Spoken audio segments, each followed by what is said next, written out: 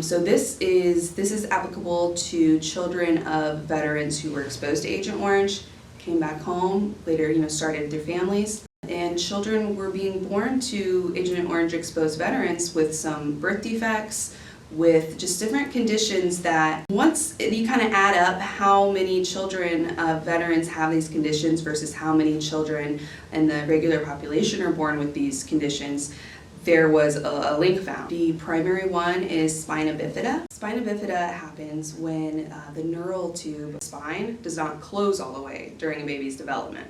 And not only does it not close, but in the development, parts of the spinal cord and the nerves actually develop outside of the baby's spine. Because the spine doesn't close, a sort of sac forms, and the neurons and nerves and spinal cord forms within that sac rather than right down the spine. As you can imagine, that causes a lot of problems down the line that can result in serious disability. Your spinal column doesn't work, you're not have control over your bladder or your bowels or your legs. Exactly. So that's the most serious form of it. There's slightly more minor forms of spina bifida. There's a form in which the neural tube doesn't close and a sac does form, but the spinal cord and the nerves form normally.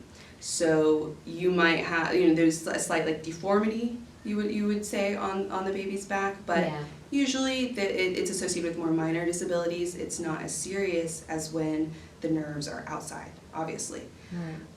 There's also a third form, which is not even really, it doesn't really affect day-to-day life.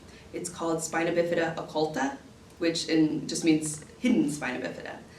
And that is when the neural tube doesn't close, but it's not apparent. There's no marks, there's no sac formed, there's no indication that anything is, there's any kind of defect.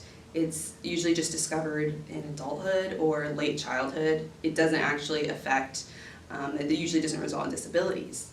So that form of spina bifida, although that does occur with children of Agent Orange exposed veterans, that one's not something that the VA really concerns themselves with.